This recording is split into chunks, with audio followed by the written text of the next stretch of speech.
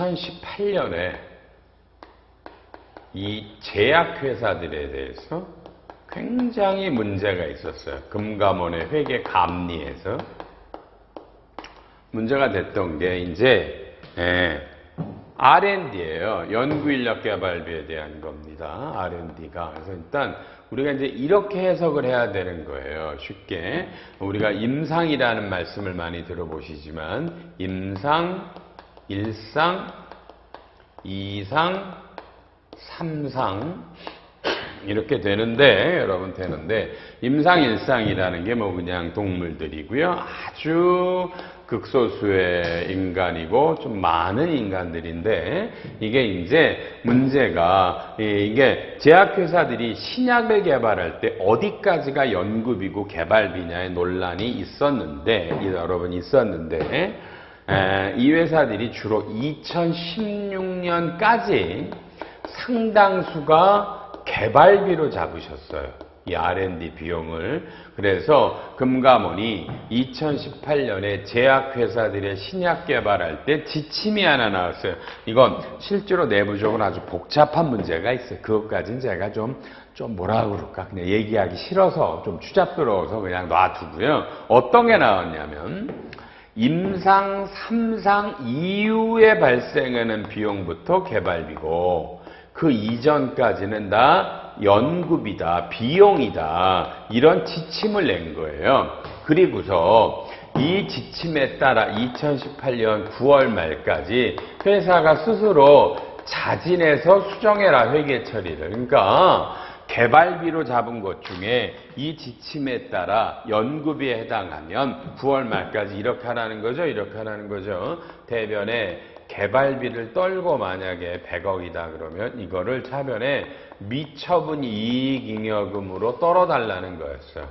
이러면 금감리에서 지적을 안 할게 이런 게 있어서 무지하게 많은 회사들이 여러분 무지하게 많은 회사들이 2018년에 이런 전표들 들어갔어요. 지금 얘기만 하면 하는 S자 들어가는 거기는 뭐 2천억 정도가 이렇게 개발비를 깠는데 저는 이렇게 생각을 했었어요. 잘 들으세요.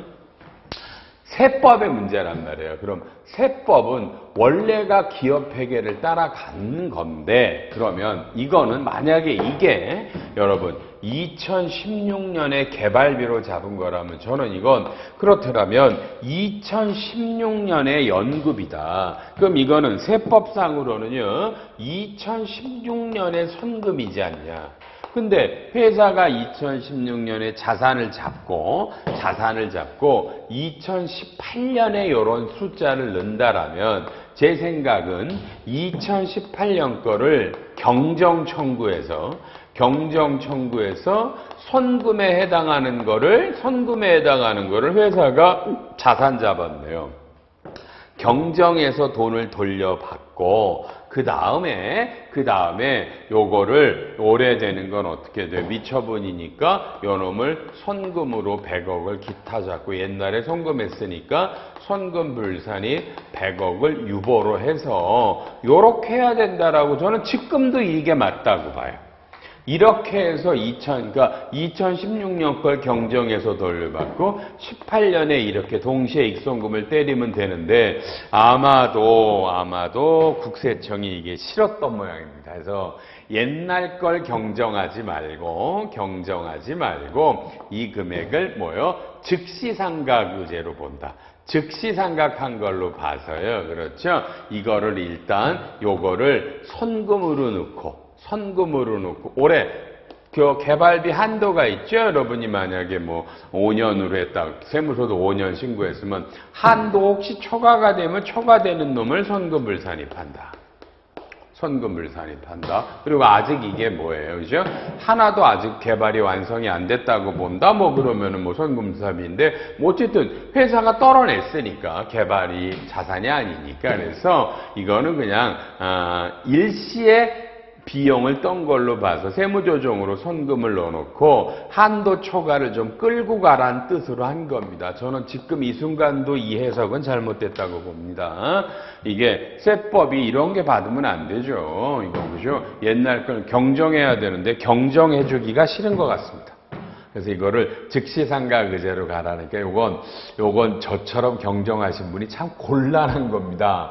그래서 저는 이런 건 참 싫습니다, 개인적으로. 이런 식의 해석이 나오는 것 자체가. 근데 뭐 어떡합니까, 그죠? 요렇게 일단 나왔으니까 이미 저처럼 경정을 하신 분들은 어떡할지 참 제가 난감스럽네요. 어쨌든 국세청이 요거 이제 관할서랑 아마 합의하시면 될 것 같아 보이네요. 그렇죠? 그렇죠? 이거 그냥, 이건 그냥 회계가 이게 아니라 그냥 실제로 처음부터도 이게 그냥 연급이었는데 좀 잘못한 거다 몰고 가서 이렇게 놔두는 게 좋을 것 같은데, 어쨌든 요렇게 하셨나 모르겠네요. 세무조정을요. 요것도 제가 궁금한 건데, 6건 해석이 여러분 나왔던 겁니다.